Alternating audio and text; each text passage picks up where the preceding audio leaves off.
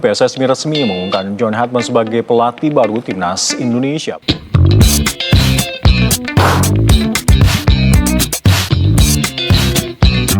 Lalu selanjutnya, siapakah John Hatman? Berikut profil dan pengalaman internasionalnya. John Hatman adalah pelatih sepak bola berkebangsaan Inggris berusia 50 tahun.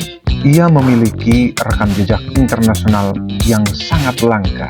Ada beberapa poin pencapaian yang John Hatman peroleh sehingga disebut sebagai seorang pelatih yang memiliki jejak internasional langka. Yang pertama, dia pernah melatih tim nasional wanita Kanada dengan meraih 2 medali perunggu Olimpiade, yaitu Olimpiade London pada tahun 2012 dan Olimpiade Rio de Janeiro, Brazil pada tahun 2016. Yang kedua, dia membawa tim nasional pria Kanada lolos ke Piala Dunia 2022 setelah 36 tahun absen atau tidak pernah masuk ke Piala Dunia.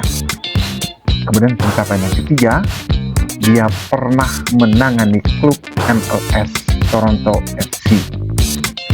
Catatan prestasi Hatman ini menempatkannya sebagai satu-satunya pelatih yang pernah membawa tim putra dan putri sekaligus masuk ke Piala Dunia standar FIFA.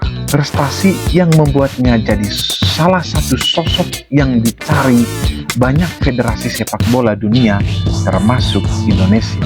Poin yang ketiga adalah statistik dan prestasi John Hatman. Berdasarkan catatan resmi, prestasi utama Hatman ada 3. Yang pertama, dia 2 kali meraih medali perunggu Olimpiade bersama timnas wanita Kanada, yaitu pada tahun 2012 dan 2016.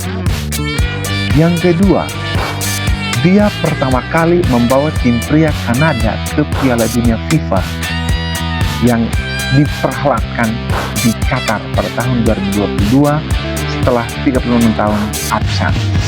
Yang ketiga, ia mencetak rekor tak terkalahkan dalam 17 pertandingan kualifikasi CONCACAF untuk World Cup. Lalu catatan karir internasionalnya berdasarkan rekam jejak karir coaching Hatman yang tercatat secara internasional. Yang pertama yaitu dia pernah membawa tim wanita Kanada dengan pencapaian 62 kali menang, 14 kali imbang, dan hanya 32 kali kalah. Lalu yang kedua, dia membawa tim pria Kanada dengan memperoleh 35 kali kemenangan dan 8 kali imbang, lalu hanya 14 kali kalah. Berikut data statistik timnas Indonesia sebelum Hatman. Sebelum penunjukan Hatman, timnas Indonesia berada di peringkat FIFA dengan urutan 122 dunia menurut peringkat terbaru pada akhir tahun 2025 kemarin.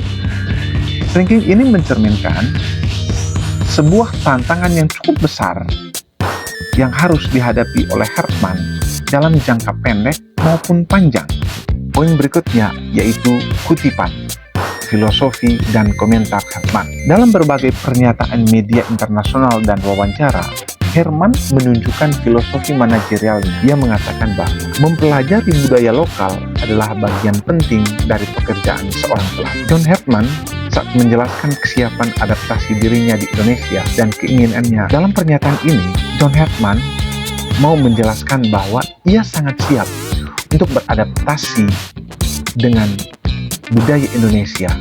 Lalu dia ingin memahami budaya sepak bola Indonesia lebih jauh. Pernyataan ini juga menunjukkan bahwa John Hatman menunjukkan suatu pendekatan yang holistik yang tidak hanya taktis tapi juga budaya dan mental yang merupakan sebuah hal yang sangat penting dalam membangun tim yang kompetitif di Asia. Poin selanjutnya yaitu target prestasi per kompetisi. John Herdman tidak hanya datang sebagai pelatih biasa, tetapi ia diberikan target prestasi realistis namun ambisius. Ada beberapa hal penting yang menjadi target realistis bagi John Herdman. Yang pertama, agenda tahun 2026. Pada tahun 2026, Indonesia akan menjalani beberapa pertandingan. Yang pertama, FIFA Series yang akan diadakan di Jakarta pada bulan Maret tahun 2026 ini merupakan laga uji coba kelas dunia yang menjadi debut Herdman bersama tim Garuda kesayangan kita semua.